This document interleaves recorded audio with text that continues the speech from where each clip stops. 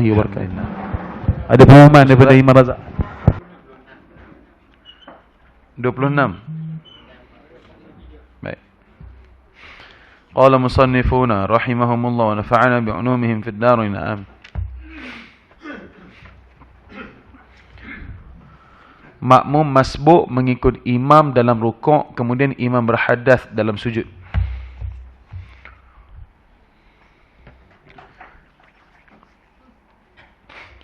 Apabila makmum masbuk mendapat imam dalam rukuk, maka terus ia mengikutinya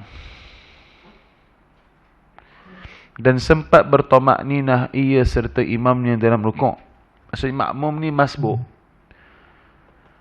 dia ikut imam dalam rukuk. Maksudnya imam tengah rukuk, dia masuk, dia sempat rukuk dengan imam.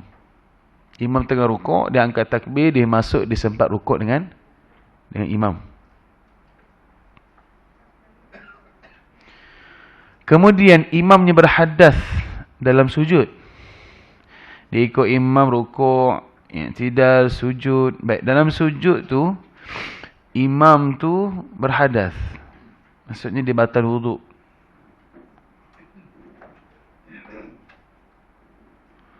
Maka makmum yang masbuk itu adalah ia dikira mendapat rakaat itu tanpa khilaf, kerana ia telah mendapat rukuk yang dikira diperolehi oleh imam. Baik, sini kan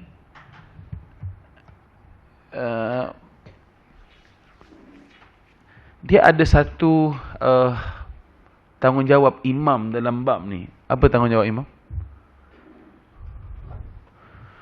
Menanggung Fatihah makmum tu. Sebab makmum tu dia masbuk dalam rukuk dan dia tak baca Fatihah, dan Fatihah itu ditanggung oleh imam tu. Jadi imam tu batal. Jadi macam mana dia ni? Nak dikirakan dia tu boleh teruskan solat tanpa Fatihah tu sebab Fatihah itu ditanggung oleh imam tu, ataupun dia sama ada dia nak teruskan solat ataupun dia terus batalkan solat dan angkat takbir dengan imam yang lain. Sini persoalan dia antaranya lah. Baik. Jadi dalam permasalahan ini dia teruskan sahaja solat, so dia tak perlu batalkan solat dia. Teruskan je solat. Dia dapat rakaat tu. Dia dapat rakaat tu dan dia dapat yes, sebab dia rukuk dengan imam tu dikira dapat rakaat tu. Walaupun imam itu batal ketika sujud.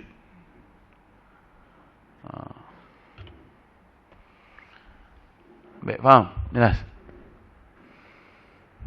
Dia dapat rakaat tu.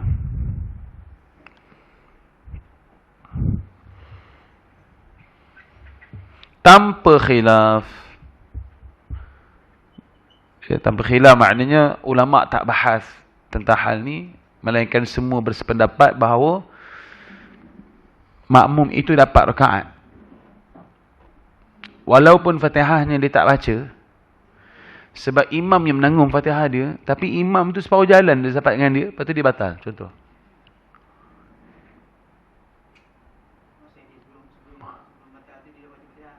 Dia tak baca?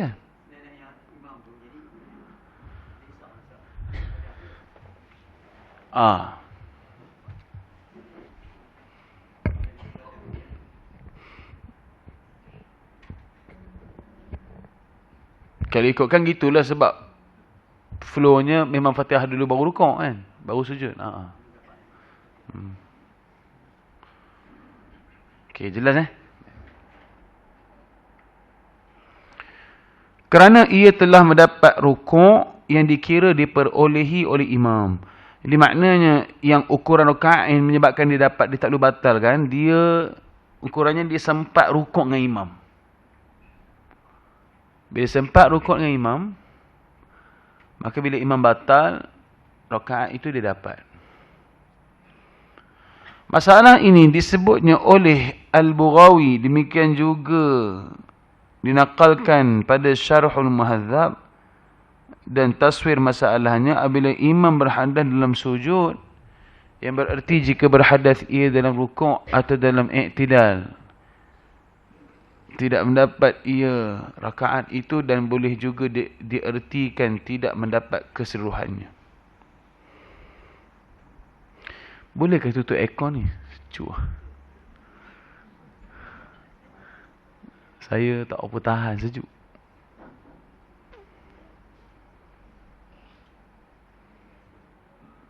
Mungkin sebab sejuk. Okey, alhamdulillah, masih. Ini 2 horsepower ni. Kan? Bayang 2 horsepower saya seorang. Memang sejuk lah. Kat atas kepala ni. 2 horsepower. Baik.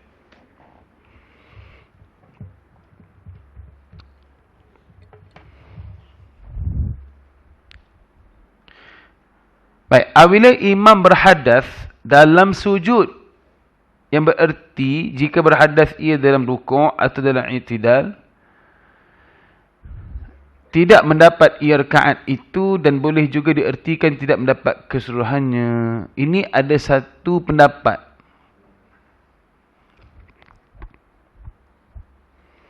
Pendapat yang lain dalam kitab Syarh Muhadzab. Kalau imam tu berhadas dalam sujud, dia seolah-olah berhadas juga dalam rukuk dan i'tidal. Semua tu dia berhadas. Maka makmum tu tak dapat rakaat.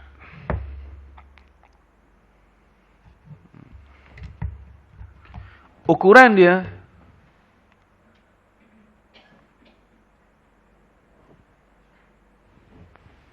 ukuran dapat rakaat ni kat sini. Rukuk, i'tidal, sujud. Rukuk, i'tidal, sujud. Kalau makmum masuk dekat sini, imam batal dekat sini, dia dapat rakaat. Sebab apa? Dia sempat rukuk. Tapi yang pendapat kedua kata, walaupun dia sempat rukuk dengan imam, tapi bila batal sini, maka batal semuanya sekali. Tak dikira, batal semua sekali.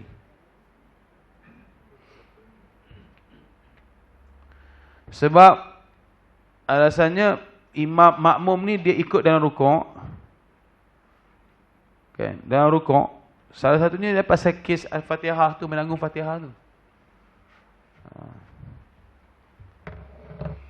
Ini ada satu pendapat. Tapi pendapat yang lebih tepat kita pakai yang atas ni. Kita ambil yang atas, yang mana kalau imam tu batal dengan syarat disempat rukuk dengan imam. Kalau imam tu batal dengan sujud, dia dapat rakaat tu. Imam tu jalan keluar, dia tak payah keluar. Okey, boleh Tapi hal ni jarang berlaku. Imam pun jarang batal pun sebenarnya. Tapi tak mustahil akan batal juga. Tapi imam dia jarang batal. Dia jaga, bukan jaga, memang jarang. Jarang sangatlah. Jarang sangat imam lupa wuduk. Itu antara perkara yang jarang bagi imam. Kecuali imam tu ada penyakit salasil baul atau salasilur rih. Kentut tak lawas. Salasilur rih. Salasilur rih tak jadi imam. Dia boleh jadi imam, tapi dia pilihan yang terakhir. Sekiranya bacaan dia bagus, dia adalah pilihan yang terakhir untuk kita tolak dia jadi imam. Orang yang ada penyakit salasilur rih, salasilul baul. Salasilur rih ni kentut tak lawas, salasilul baul kencing tak lawas. So yang ni pilihan terakhir untuk dia. Ataupun dia adalah imam pilihan terakhir. Sekira tak ada orang. Boleh faham dua ni? Jadi yang pertama kata dapat, kedua kata tak dapat. Dan sepatutnya dikira juga mendapat rakaat bagi makmum sekiranya imam berhadas dengan syarat makmum itu sempat bertomak ninah serta dalam rukuk. Kalau makmum itu sempat rukuk dengan imam berserta tomak ninah, maka asbab tomak ninah itu dia dapat rakaat. Tahu tamakninah? Tamakninah ni tenang sekejap dalam perbuatan solat. Allahu Akbar. Dia tenang. Sami'allahu liman hamidah. Contoh. So dia tenang dalam rakaat, dalam pergerakan solat tu dia tenang.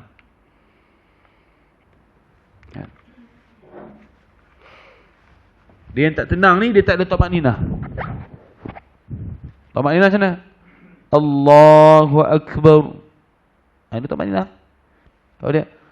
Allahu Akbar. Imam Sami Allah. Dia tak ada tamakninah, tak sempat tamakninah dalam pergerakan, dalam satu rukun. Kalau tak sempat tamakninah, maka dia tak dapat rakaat tu. Tamakninah ni boleh dikatakan satu qadar subhanallah lah. Qadar subhanallah. Tamakninah. Tak apa-apa. Itu sebab dalam mazhab Syafi'i, setiap rukun itu, rukun-rukun fi'li dalam solat tu disertakan dengan tamakninah. Rukuk tamakninah, i'tidal tamakninah, sujud tamakninah. Dia ada tambah lagi rukun tamakninah tu. Kalau tak ada tamakninah tak boleh. Tapi dalam mazhab Hanafi memang tak ada tamakninah. Itu yang kita baru 2 rakaat, dia dah 10 rakaat. Saya ingat ada satu jemaah saya masa saya jadi imam. Saya mula bukan posting imam lah. Saya SPM tahun 2013. 2013. 2003.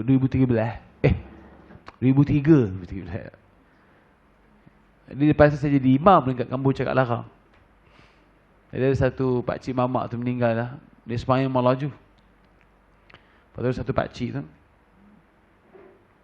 dia sebut lah, Pak Ibrahim namanya. Pak Ibrahim, kema baru 2 rakaat, dia dah 10 rakaat. So itu bermaknanya, tengok sembahyang laju. Tapi memang kalau mazhab Hanafi, dia memang laju sembahyang. Dia macam, memang tak ada tamakninah. Tapi dalam mazhab Syafi'i, kena ada tamakninah. Sebab tamakninah ni termasuk dalam satu rukun. Tamakninah ni maknanya dia tak ada macam air, dia tak ada macam burung apa tu, ayam mematuk. Dia ada Allahu Akbar. Sami'allahu liman hamidah. Allahu Akbar. Sami'allahu liman hamidah. Allahu Akbar. Ini tak ada tamakninah. Oleh mazhab Syafi'i, dimasukkan tamakninah salah satu rukun solat. Rukuk tamakninah, i'tidal tamakninah, sujud tamakninah, duduk antara sujud tamakninah. Sujud di sini tamakninah. So 5 campur 4. Sujud tu diulang 2 kali. So 13 campur 4 ada 17 rukun. Di sini mazhab Syafi'i. Macam mana? Di sisi mazhab Syafi'i tak sah. Di sisi mazhab Syafi'i tak sah. Mazhab Hanafi boleh. Boleh. Hanafi tak syaratkan tamakninah. Sebab kalau Hanafi masuk masbuk, Allahu Akbar, boleh turun rukuk. Kita kena Allahu Akbar, tamakninah jap. Allahu Akbar. Mazhab Hanafi dia tak disyaratkan tamakninah.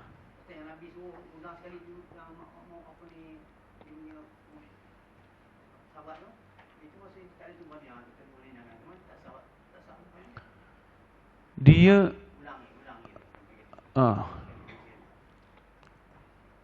yang itu bukan hal tamakninah tu. Yang Nabi suruh ulang balik solat tu, dia ada 2 tu. Satu, Nabi suruh ulang, Nabi nak tengok perbuatan solat sahabat tu tepat ataupun tidak. Itu yang lebihnya. Dia tak ada hal tamakninah tu, tak ada. Nabi suruh buat tu, suruh ulang balik tu, sahabat Nabi tengok perbuatan solat tu. Ada satu hadis Nabi tentang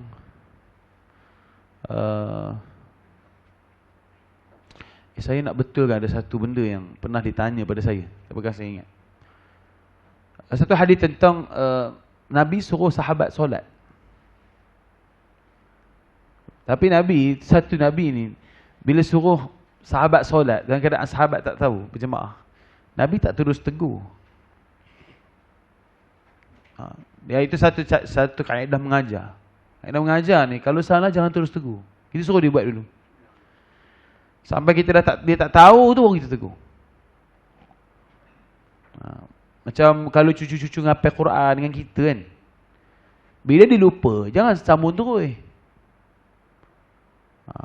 Contohnya, wal qamari idza talaha wan nahari idza jallaha, ataupun kita ambil surah Al-A'la. Sabbih isma rabbikal a'la alladhi khalaqa fasawwa, dia berhenti. Kita pun ulang balik, alladhi khalaqa fasawwa. Ulang balik, alladhi, kita suruh macam tu. Jangan alladhi khalaqa fasawwa, dia diam. Walladhi, walladhi qaddara fahada, lepas tu dia diam. Walladhi, tak boleh. Jangan dibantu terus. Sebab konsep kita bagi mereka buat ni lagi cepat faham daripada kita bagi semua. Itu cara dia. So itu Nabi buat. Nabi banyak meninggalkan persoalan supaya dia selesai sendiri.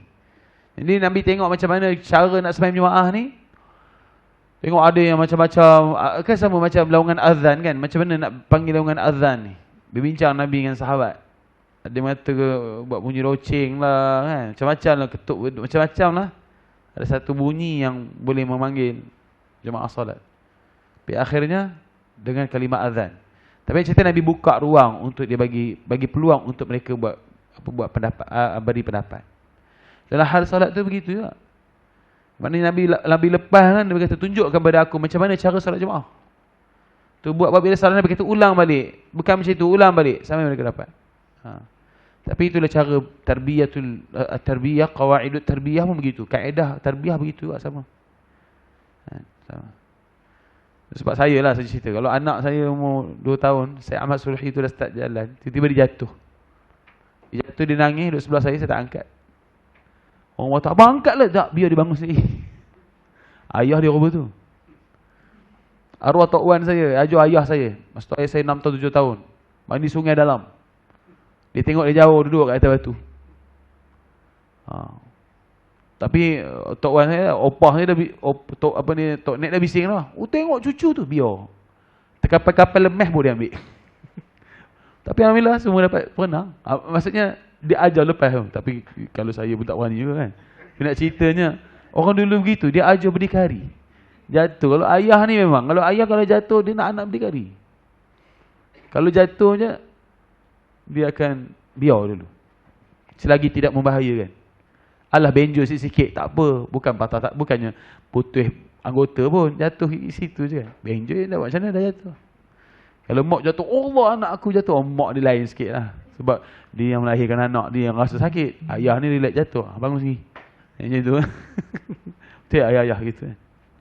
Saya ceritalah. Ada orang ngadu pada saya semalam hari Ahad. Saya jadi imam asar. Zuhur. Di Kelembang. Dah habis main Zuhur tu, ada seorang jumpa saya. Lebih kurang bayar ayah-ayah jugalah. Saya ingat baik dah. Dekat 70. Menangis jumpa saya. Tapi dia ada masalah keluarga. Masalah keluarga dia adalah anak-anak dia start melawan dia kan. Mak dia tu tak respect suami depan anak-anak. Jadi anak-anak ni dia tak respect ayah. Anak umur 31 tahun tapi masih makan tanggung. Ayah dia halau anak tu, kamu keluar pada rumah ni pergi cari kerja. Mak tak bagi. Tanya pada saya, tak boleh. Betul. Sebenarnya kena lepas anak ni. Halau dia keluar pun tak apa. Sebab apa? Kena ajar dia supaya berdiri sendiri. Anak lelaki dia khususnya. Akhirnya sampai 31, 32 pun, 31 dah berapa tahun, 31 tahun, semua makan tanggung. Sebab ayah dia pencen. Contoh. Itu kaedah lah tarbiyah. Baik, sama balik ke saya tadi. So Nabi tarbiyah pada sahabat ni, Nabi lepas tu. Buat tu. Sampai dah tak boleh apa semua, barulah Nabi tunjuk. Gitu. Okey, boleh ya? Okey, saya nak betulkan ada satu soalan saya teringat. Saya rasa pakcik tanya saya. Nabi pernah qada solat tak? Ingat saya. Tak pernah tanya pada saya. Saya pernah terangkan balik tak? Bukan. Ada satu soalan pernah tanya pada saya. Nabi pernah qada solat tak? Saya minta tangguh kejap jawapan tu. Nabi pernah qada solat. Solat asar. Pakcik Omar dia ikut saya pergi umrah tu, saya dah cerita dah pasal kisah korek perang Khandaq. Nabi pernah qada asar bawa lepas isyak pun Nabi sembahyang dengan sahabat. Waktu tu Nabi dengan sahabat korek Khandaq. Korek, Nabi pesan kata tak boleh tinggal korek ni sebab nanti menyebabkan musuh kita nak. Ada sebahagian sahabat tengok musuh, ada sebahagian sahabat korek kan. Masing-masing ada peranan. Okey, yang ni jaga musuh, yang ni korek. So sambil korek tu, tapi Nabi pesan Nabi kata apa? Disebab apa ni, orang kafir musyrik menyusahkan kami sehingga kami terpaksa qada solat selepas solat Isyak. So Nabi ada qada solat. Sebab saya tak ingat saya jawab apa masa tu bila pakcik tanya soalan pada saya. Okey, boleh Berdiri ni sebab dah start nak mengantuk, saya berdiri. Saya Ramadan ni memang tak cukup tidur. Ni saja cerita. Malam ni saya imam di Tapah. Semalam di mana? 2 hari lepas, 3 hari lepas di Marinawar, lepas tu Setiawan, rata-rata lah. Jadi tidur memang tak cukup. Balik rumah pukul 1, pukul 2 tak tidur lagi. Tak boleh tidur, dah lewat. Saya curi tidur biasanya pukul 12 sampai pukul 1 kat pejabat. Bila tidur tu, tengah tidur orang call, phone. Bila phone dah tak boleh tidur lah. Semalam jadi imam tarawih. Semalam imam tarawih paling teruk bagi saya. Saya tak sedar apa saya baca. Ngantuk sangat. Sebab semalam kalau siapa tengok status saya kacau bola ambuk semalam kat masjid. 4 proyek besar. Saya cakap habis, dia kata saya tak nak buat dah, cukup. 4 proyek besar daripada pukul 9 pagi sampai pukul 6.30 petang. Kacau, termasuk bubuh semualah. Saya siapa, jemaah-jemaah datang ke masjid kan. Orang lalam bagi kita bagi apa. Nanti tengoklah saya punya dalam TikTok pada saya ada upload kan. Jadi tak ada sempat nak tidur. Saya 6.30 tu habis, saya turun balik ke Kelebang sebab nak buka puasa dengan mak mentua. Orang rumah tanya abang kat mana, kata nak buka dengan mak. Saya balik Kelebang, buka puasa, saya keluar balik pergi Masjid Ustaz Yusof semalam. Di Ampang, patah balik. Bila jadi imam tarawih tu saya kata teruk saya ni. Mujur kat tempat Zadah Imam tu, ada pintu tepi tu ada tempat ambil wudu. 2 kali saya bangun. Tengah subhan makin makbuk, saya bangun basuh muka, tampur-tampur pipi dulu kat belakang. Elok saya minta bila doa, saya masuk balik, saya solat. Tapi sebenarnya memang tak boleh. Dia sebenarnya kena tidur kejap. Saya tak sedar saya baca apa. Saya sedar waladhdallin, aku baca tadi siratal ladzi kan. Tapi saya tengok makmum amin. Maknanya dia dah sempurna dah Fatihah tu. Dia jadi macam tak tahu kita baca apa. Mamai. Tapi jemaah amin tu dia tak tegur, maknanya betul lah. Sebab belakang saya Ustaz Bumidin kan. Ustaz Bumidin kan. Bila masjid negeri tu. Tapi semalam paling ngantuk lah semalam. Allah tahulah. Ni ya.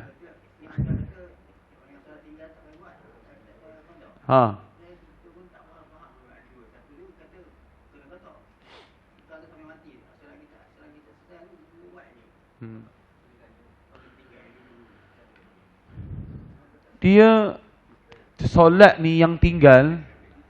Ini cerita solat tinggal terus. Dia nak ingat balik berapa solat dia tinggal tu. Ini ulama bahas. Sama ada dia wajib qada atau tak wajib qada. Macam puasa yang kita tinggal dulu-dulu tu, selama 20 tahun. Ulama bahas wajib qada tak wajib qada. Sebab apa? Dia ikut atas kemampuan orang juga, mampu tak dia qada semua. Dan kita qada solat tu secara tepat tak kita boleh kira berapa waktu yang kita tinggal? Tak kan? Tak. Kalau tanya pada saya, nak fokus qada dengan ibadat yang kita dah sedar, umur 60 tahun begitu sedar kesilapan yang lalu. Kalau tanya pada saya, kita start daripada yang kita sedar kesilapan yang lalu, umur 60 tahun ke atas. Terus saya fikir yang belakang lah. Kalau tanya saya lah. Ada masa kita buat. Sebab ada orang tanya saya pasal solat tarawih. Habis solat tarawih boleh tak kita niat qada ikut imam? Saya terugi. Sebab apa? Ya dah lepas tu lepas, kita minta taubat ampun Allah Ta'ala sebab kita dah sedar. Cuma daripada umur 60 tahun sampai Allah bagi umur 80 tahun contoh. Dalam umur 60 tahun kita sedar yang kita tinggal solat, yang itu wajib qada. Contoh hari ni kita tak semayang, kata terlajar asar sampai ke maghrib. Maghrib sampai maghrib, teringat zuhur tak, asar tak semayang. Qada asar tu. Sebab itu dalam keadaan kita sedar. Ini cerita yang kita nak flashback balik dulu yang kita tinggal tu. Agak-agak kita mampu ke kita, untuk kita buat. Kalau ada sebahagian orang umur 50 tahun baru dia sedar kan. 50 tahun baru dia sedar, ya Allah dah 35 tahun lepas tak solat. Macam mana nak qada secara tepat yang dia. Tapi kalau umur dia 50, kalau Allah lanjutkan usia dia sampai umur 85 tahun, okey lah, balance 35 tahun. Dia kalau buat satu solat satu qada. Situ dibahaskan sama ada wajib qada atau tak wajib qada. Taubat. Kalau tanya daripada saya, kalau tak nak merunsingkan kepala, menyebabkan qada banyak tak selesai, kita apa dia qada, tapi dengan masa yang sama dia taubat kepada Allah Ta'ala. Sebab Allah sebut dalam Quran,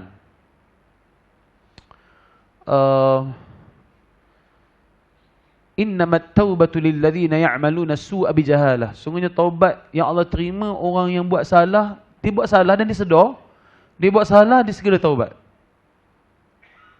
Thumma yatubuna min qarib fa ulaika yatubullahu 'alaihim. Dia tahu tiba-tiba umur 60 tahun dia sedar, ya Allah banyak lepas-lepas aku tinggal kan contoh. Tapi dia sebab sedar dia tu, Allah ampunkan dosa dia. Allah terima taubat. Tapi dengan syarat lepas 60 tahun, dia sedar kan. Dah tersedar apa semua, tengok buat balik. Kalau buat balik habis. Dah kena scam lah. Tiba-tiba datang pula tawaran lain, bagi 1,000 dapat pulangan 6,000, masuk pula balik. Bila nak serik? Sama juga, dah sedar kata kita nak berubah, tiba-tiba tinggal balik solat. Tak boleh. Sebab apa Allah kata walaisatit taubatu lilladzina ya'maluna sayyi'at, dan taubat yang Allah tak terima. Sampai dia golongan ni, hatta idza hadara ahadahumul maut qala inni tubtu al'an walal ladzina yamutuna hum kuffar. Ini jelas Allah sebut. Taubat yang tak terima adalah orang yang bila buat salah, kata sudah umur 60 tahun, Allah salah apa, menangis-nangis apa semua, tiba-tiba lepas tu jadi buat balik. Sebab apa dia kata apa? Sihat je tak mati. Bila uji sakit, orang kata ni simptom kanser lah apa semua. Pergi cakap Allah sedih apa semua, datang masjid awal sah pertama atau awal. Tiba-tiba pergi, pakcik sebenarnya bukan kanser, angin perut je, bukan kanser apa. Bukan kanser, enjoy balik contoh. Yang ini Allah kata apa? Walaysa taubatul ladzina ya'maluna sayyi'at hatta idza hadara ahadahumul maut. Sampai dia rasa macam bila sakit betul-betul nak mati, baru dia sebut qala inni tubtu al'an. Sekarang aku betul-betul dah bertaubat. Tengok gayanya memang sakit betul yang ni. Awal bertaubat. Allah kata apa? Walal ladzina yamutuna hum kuffar. Dia mati dalam keadaan kafir. Walaupun dia ada ruang untuk bertaubat. Sebab apa? Dia bertangguh untuk bertaubat. Saya pegang ayat ni. Muka surat An-Nisa. Muka surat 2 dari hujung sebelum habis. Juzuk 4. Selain yang terakhir juzuk 4 tu, 2 terakhir tu. Ada ayat tu. So bila tanya pada saya, orang yang tinggal solat ni, caranya adalah apa? Solat taubat, minta ampun kepada Allah Ta'ala. Allah Maha Pengampun. Kemudian ke depan tu yang Allah bagi umur, Allah bagi lagi umur bagi ni, kita buat. Ada satu orang pencen polis, saya pernah jadi imam, dia cakap larang saya cerita, dia saya pinji. Dia cerita, saya pergi tengok dia, saya ada cerita kot, dia ambil wuduk. Mesti kat belakang. Saya habis SPM, saya di imam surau tu. Ada satu, kalau perasan, Lub Azmi yang gas tu. Dia bagi saya, dia support saya belajar dekat luar negara. Dia sebelum tu dia panggil saya jadi imam. Jadi bila saya jadi imam situ, ada satu pakcik tu, saya tengok, kalau dia ambil wuduk, mesti ambil wuduk dekat belah belakang, dekat tempat wuduk perempuan. Satu hari saya pergi tandas, saya pergi kat belakang. Pergi kat belakang, saya tengok dia ambil wuduk. Basuhnya kan, basuh tangan, lepas tu basuh kaki. Lepas tu tanya dia, pakcik sebenarnya boleh ambil wuduk tak? Dia menangis, saya tak pandai ambil wuduk, Ustaz. Oh ya ke? Ada satu lagi, Ustaz. Umur dia baru pencen polis. Pencen wajib, 61 tahun. Saya tak pandai mandi wajib, Ustaz. Weh, tak ada duit juga itu. Umur 60 tahun, tak pandai mandi wajib. Anak berapa orang pakcik? Anak saya 7 orang. Itu yang jadi, yang tak jadi. Ini cerita betul. Kalau lah kita kau pakcik ni kalau mati besok masuk neraka ni, solat tak terima, puasa. Saya puasa tak pernah tinggal. Macam mana puasa dalam keadaan dia berhada besar? So macam mana kita nak bujuk hati dia supaya dia ni? Saya kata sebenarnya taubat pakcik. Saya ajar cara mandi pakcik. Ajar pergi mandi sekarang. Dia tengah pergi mandi sekarang. Saya isyak datang. Sembahyang maghrib di rumah. Sembahyang pun tak tahu. Selepas tahun lepas tu, dia kurang setahun lebih, dia meninggal dunia. Saya pergi tengok wajah dia, senyum berseri. Orangnya gelap, tiba-tiba meninggal putih muka dia. Sebab apa? Saya kata jangan lepas taubat. Nampak? Dalam masa setahun tu Allah bagi kat dia, dengan betul-betul dia bersungguh-sungguh nak berubah, Allah ampunkan dosa dia.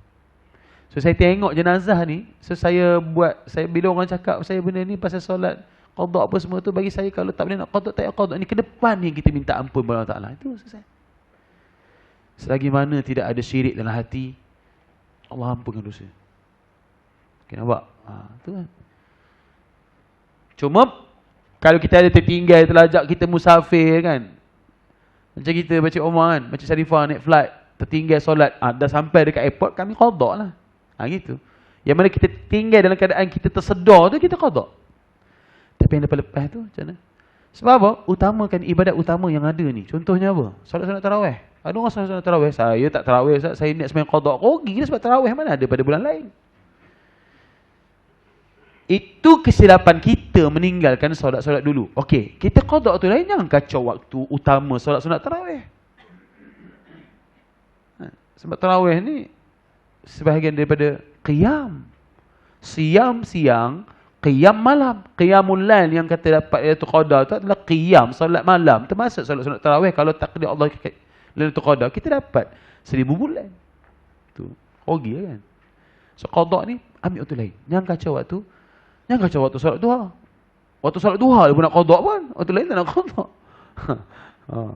Okey, macam tu eh. Macam tu.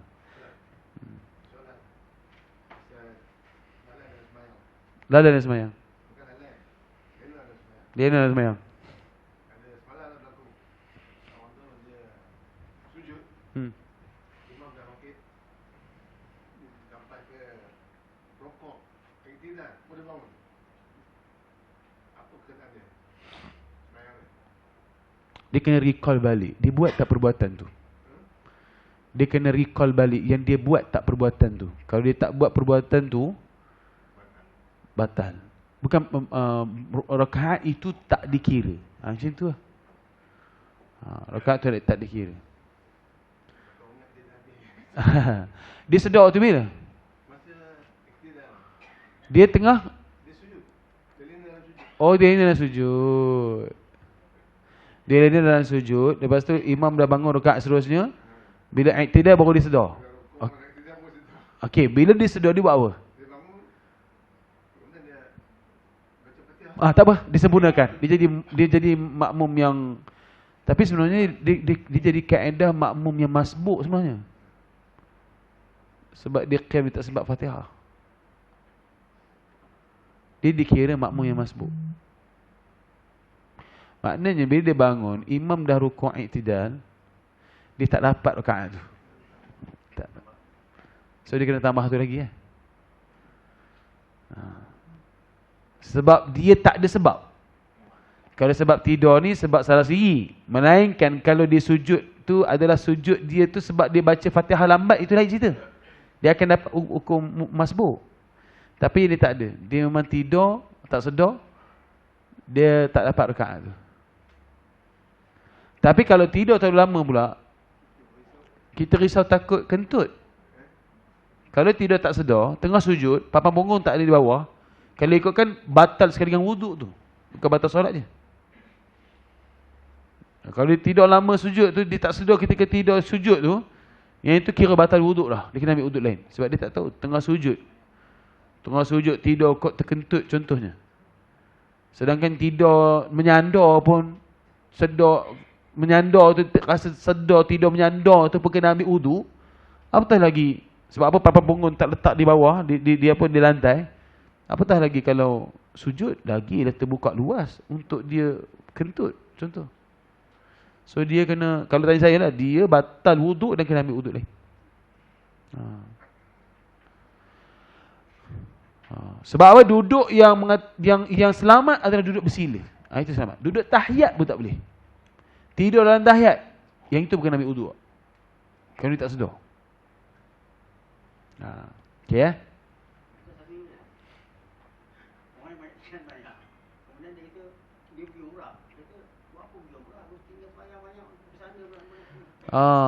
Tinggal solat, tak solat, tiba-tiba pergi umrah. Buat apa pergi umrah? Dah tinggal solat banyak. Sebab tinggal solat tu nak pergi umrah. Sebab umrah ni Allah sucikan dosa.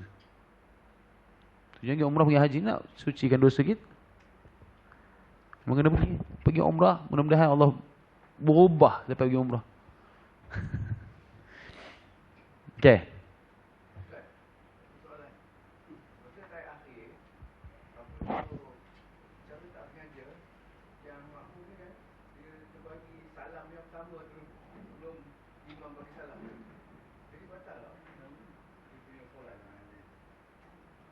Dia terlajak satu rukun. Dia kalau terlajak satu rukun tanpa niat mufaraqah, satu rukun sah solat dia. Satu rukun, maksud dia terlajak satu rukun, sah, dan dia habis terus ya. Dan dia tak dapat fadilat berjemaah, habis. Itu je lah. Dia ada dua, terbagi salah ataupun saya saja bagi. Kalau saya saja bagi salam dulu memang batal. Tapi kalau tersilap, terlajak rukun dia bagi salam dulu, dia sah tapi dia tak dapat pahala Jumaat. Itu je lah.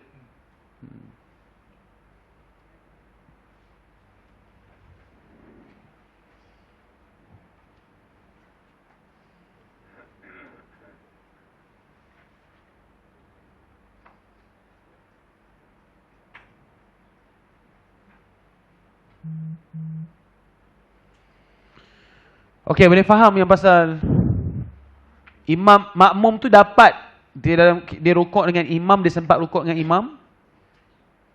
Walaupun imam tu batal dalam sujud, dia tetap dapat juga rakaat tu. Okey. Dan sepatutnya dikira juga mendapat rakaat bagi makmum sekiranya imam berhadar dengan syarat makmum itu sempat bertamakninah serta dalam rukuk. Okey, syaratnya rukuk dan tamakninah.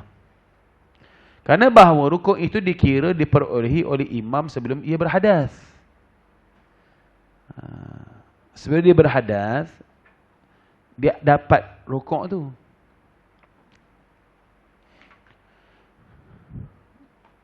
Akan ada satu soalan, Ustaz, kalau imam tu tipu, sebenarnya dia batal dalam rukuk.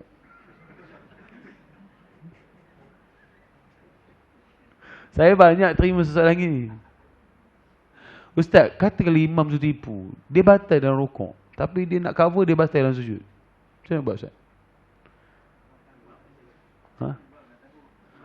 Imam yang tanggung, betul. Kita kena faham itu. Itu bukan salah kita. Salah imam. Jangan sampai tak macam itu kita cari kan. Baik cakap imam. Imam batal dalam sujud kan rukuk. Cuba cerita tu. Tak apa. Dia dah batal dalam sujud tu, kira kita iktiraf yang dia batal dalam sujud. Dah selesai. La tas'alu an asya'a in tubdalakum tasukum. Jangan tanya, Allah kata, jangan tanya sesuatu benda yang akhirnya menyusah kita. Jangan nak sidik-sidik teruk-teruk sangat. Sudah tu. Okey.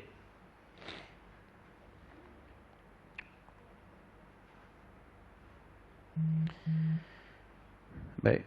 Dan barangkali masalah ini telah berlaku pertukaran ibarat, maka tersilap letak kalimah sujud pada kalimah rukuk dan asal ibaratnya betul apabila berhadas imam dalam rukuk, bukan dalam sujud, dan yang menunjukkan di atas demikian bahawa Al-Qadhi telah berkata, dan jika mendapati makmum dan masbuk imamnya dalam rukuk, sempat ia bertamakninah serta dalam rukuk itu, maka tak kala imam mengangkat kepalanya, makmum berniat mufaraqah dengannya, maka harus hukumnya, dan ia dikira mendapat rakaat itu, dan demikian dijelaskan oleh Al-Baghawi rahimahullah ta'ala dalam fatwanya. Baik, ini cerita pasal ibarat atas tu. Ibarat atas tu, kalaulah imam itu berhadas dalam rukuk, maka batal. Bukan batal, dia tak dapat rakaat tu. Macam mana macam ni? Dia masuk ikut imam. Imam pun Allahu Akbar. Imam pun rukuk. Tengah rukuk dia pun Allahu Akbar. Dia pun rukuk. Allahu Akbar. Tengah dalam rukuk tiba-tiba imam berhadas. Yang ni dia tak dapat rakaat tu.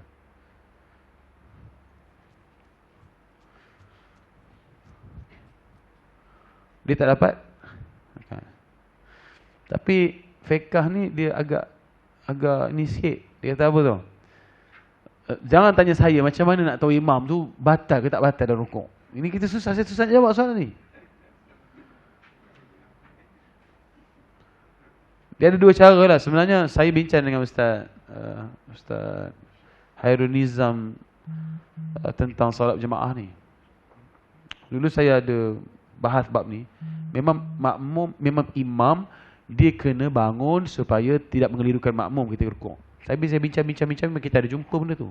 Rupanya lebih tepatnya adalah kalau imam batal ketika rukuk dan sujud, dia kena keluar terus. Dan dia kena beritahu, saya dah batal. Itu lagi tepat daripada dia bangun. Contoh imam dia rukuk, tiba dia batal, dia bangun, dia keluar. Dia boleh cuit belakang dia tu. Saya dah batal. Tolong ambil alih tugas imam. Dah, keluar. Dia kena sebut begitu sebenarnya.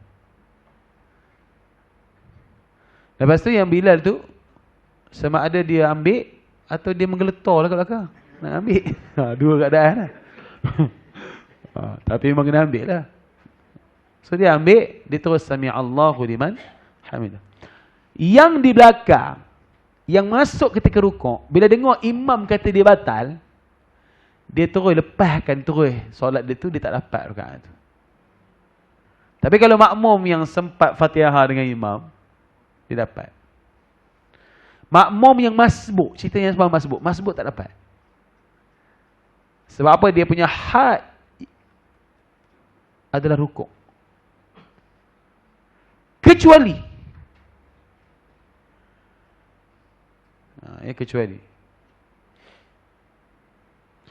sebelum imam tu angkat sami Allah mahamidah, dia ada niat nak mufaraqah.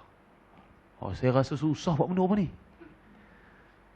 Macam mana dia nak mufaraqah sebelum imam sami Allah mahamidah? Memang tak ada. Tapi situ dia sebut sikit. Tapi ni agak terpencil lah. Sebelum imam niat mufaraqah, sebelum imam batal dia niat mufaraqah. Agak dia tahu imam tu nak kentut, agaknya dia terus niat mufaraqah. Tapi dalam kitab ni sebut begitu. Saya susah nak nukilkan bagaimana. So macam inilah. Cara nak tahu kita sama ada boleh dapat tak dapat dengan imam ni, kita tengok imam tu kekal dalam bersuci ke tidak. Kalau dia batal ketika rukuk, dengar suara orang lain yang sami Allah mahamidah, maka kita tak dapat rakaat tu. Ataupun solat kita tu batal. Kita buat solat lain. Okay, faham? Masalah. Tapi yang ni nadiran. Nadiran ni maksudnya nadir ni jarang berlaku. Terlalu jarang sangat berlaku. Terlalu jarang. Tapi akan berlaku. Ada juga. Tapi jarang berlaku.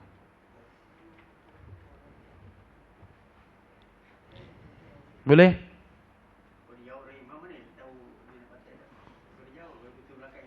Kalau dia jauh daripada imam, ikut je. Tak boleh buat apa. Dia tak salah. Khususnya orang perempuan kan. Orang perempuan yang sembahyang atas, lelaki sembahyang bawah, atau lelaki sembahyang atas, perempuan sembahyang bawah. Itu lagi lah perempuan. Macam mana nak tengok pergerakan imam? Saya tengok kalau sembahyang bawah ni, tu ustaz kami jenuh nak tengok imam tak boleh. Macam mana caranya? Saya kata pasang TV lah, saya kata. Ada satu surau tu, lelaki di atas, perempuan di bawah. So di perempuan tu ada dua skrin besar, supaya semua perempuan boleh tengok. Tengok pergerakan imam. Macam itu dah supaya tidak mengelirukan makmum. Masjid-masjid besar, Masjid Nabawi tu lagi lah pening. Kita tak nampak imam macam mana kan. Tambahlah ambil solat, tempat solat baru tu. Yang ada kita boleh nampak orang depan tu betul-betul pintu nak hubung antara masjid lama masjid baru je. Tak boleh nampak sebenarnya. Mana boleh nampak.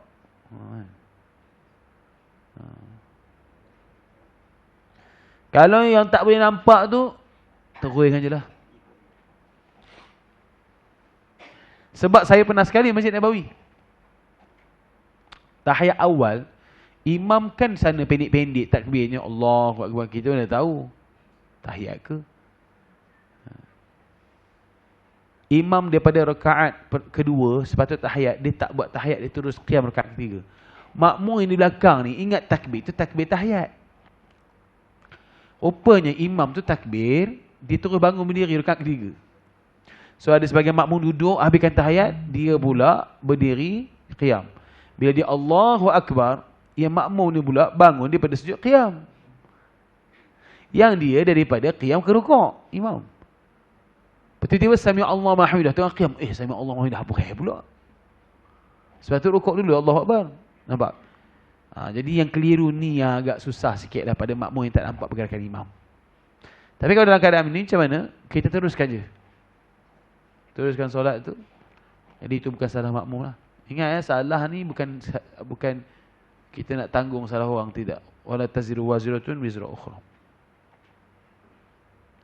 Dan bila berhadas imam dalam rukuk, bukanlah dari sujud menunjukkan okey. Jadi saya selesaikan ni dah saya tanya ni, so faham.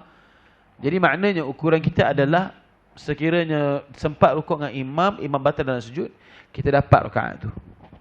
Kalau imam batal dalam rukuk, kita sedang rukuk, tak dapat rakaat tu dan solat pun dibatalkan dan dibuat solat lain. Boleh? Sebab apa? Sebab dia mengikut imam yang memang dah batal. Macam mana? Memang tak ni. So dia keluar. Bila suami isteri dah bercerai. Isteri kahwin lain, suami kahwin lain. Isteri kahwin dengan suami kedua. Tiba-tiba suami kedua tu suruh dia buat macam-macam, minta maaf, saya tak boleh. Kenapa? Suami saya pertama tak bagi. Apa hubungan dengan suami pertama? Dah tak ada dah. Udah batal dah perkahwinan tu. Sama lah. Jadi macam makmum ni pun nak ikut pasal imam tu dah batal, dah tak ada function dah. Nak ikut apa? So tak payah ikut. Itu. Bila tu batal. 44. Ada soalan nak tanya? Muslimat? Ya, sila makcik.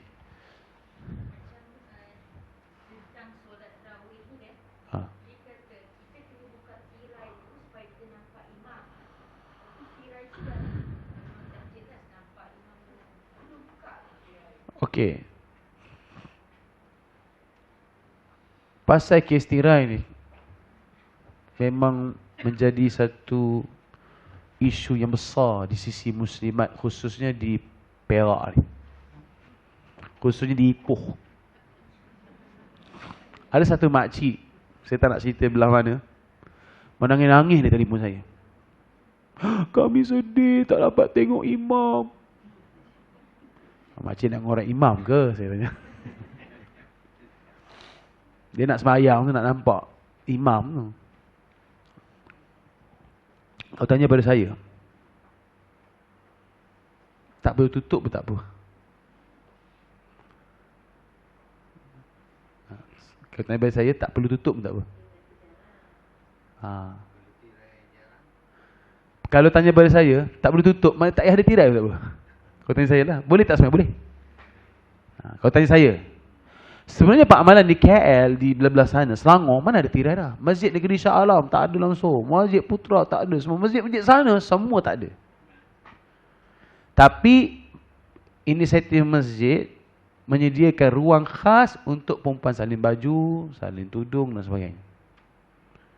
Dan tak ada tirai. Cuma pemisahnya dia letak macam, pergi bank tu yang ada tali merah tu. Dia letak ini ruang solat perempuan. Supaya dia boleh nampak pergerakan lelaki. Tapi ialah isu tirai ni. Ya mungkin sebahagian perempuan dia nak tirai. Sebahagian perempuan dia tak nak. Tapi kalau tanya saya, kalau tak pakai tirai boleh? Boleh, tak masalah. Boleh tak pakai. Bukankah haram, dosa? Tempat yang ada Nabi, Masjid Nabawi pun tak pakai tirai, saya kata. Orang lelaki lalu lalang elok depan perempuan sembahyang. Sembahyang perempuan sembahyang depan, lelaki sembahyang belakang pun ada. Masjidil Haram lagi lah. Tengah sembahyang, makcik-makcik langkah kepada orang lelaki. Ceritanya, kan? So, kadang-kadang dia jadi isu benda ni kan. So, kita di Malaysia ni dah tertib dah. Dan jangan risau. Orang lelaki, dia tak akan pandang belakang tengok perempuan dekat ruang solat perempuan. Betul? So, ada masjid tu dia perempuan semua setuju buka. Yang dia nangis betul pasal apa? Lelaki yang pergi tutup. Lelaki malu semain depan. Sebab perempuan tengok kat belakang. Dia rasa perempuan tengok dia. Jadi isu. Okey, tak apalah. Dia ikut mana-mana masjid. Kalau masjid di kawasan kita bersetuju untuk pasang tirai, dan semua perempuan kata, kami semua nak tirai. Tak apa, ikut majoriti nak tirai. Kalau masjid yang kita pergi ni, semua tak nak tirai. Ataupun kita pergi ke Kuala Lumpur sembahyang, masjid tu tak ada tirai. Ada tirai ikat tepi. Kita orang ipot. Jangan kata-kata pergi buka tali tu, pergi tutup. Itu bukan tempat kita. Itu kebiasaan orang sana. Macam tu. Dia sebenarnya, ialah di sebagian perempuan tu dia nak ada hubungan dengan imam tu sebenarnya. Dia nak ada hubungan dengan imam. So dia pun tak nak, kalau boleh nak buka semua. Baik.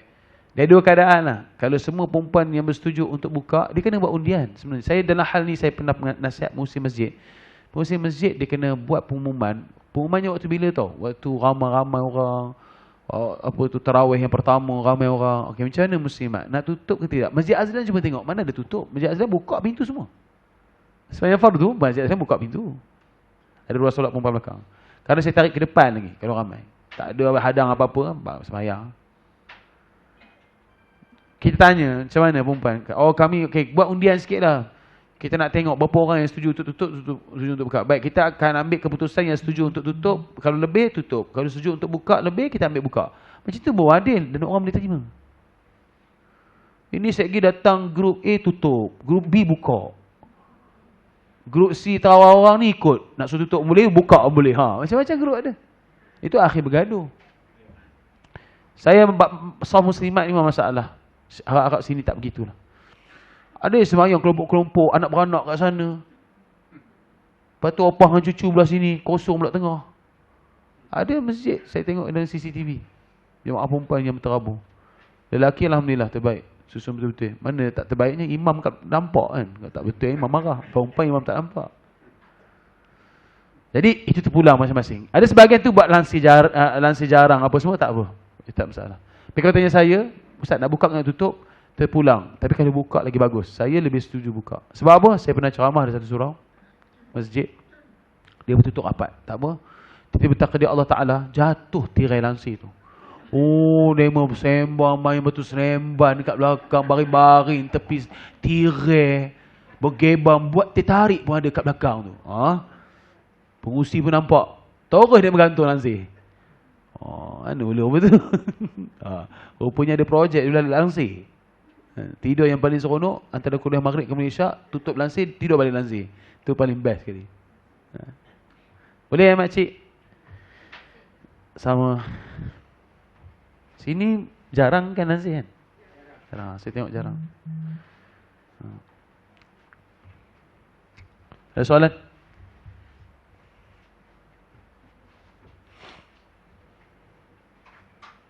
Minggu depan ada satu kuliah lagi kan? Ke cuti? Saya pun nak minta cuti juga. Saya pun tadi saya kata tak boleh, saya kena cuti juga. Cuti insya-Allah kita jumpa lepas Ramadan, lepas Syawal insya-Allah. Ada soalan lah nak tanya?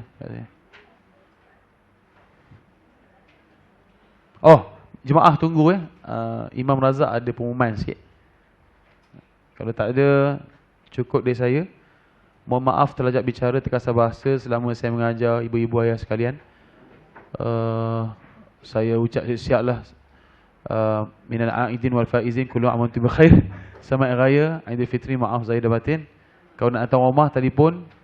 Datang rumah tetamu ni adab kena telefon dulu. Telefon tu tak menyusahkan. Saya kawan-kawan datang dari KL, tiba-tiba mengunjuk di depan rumah. Saya minta maaf lah, aku tak telefon ni bukan apa, aku tak nak menyusahkan kamu. Kamu tak telefon aku, menyusahkan aku. Suatu betul. Adab nak pergi ziarah, telefon dulu begitu nak datang. Cuma berlapik cakap tak payah hidang apa-apa, simple-simple sudah. Berlapik cakap gitu. Perkara bila mengenjuk datang, kadang ada sebagian tetamu tu, tuan rumah dia nak sediakan makan. Saya nak sediakan makan bila kawan saya datang rumah. Minta maaf lah, cari kedai mamak lah, beli mi goreng segera. Siapa suruh beritahu lewat? Macam tu kan. Lapik bercakap begitu. Kalau nak tahu rumah saya, kabur. InsyaAllah.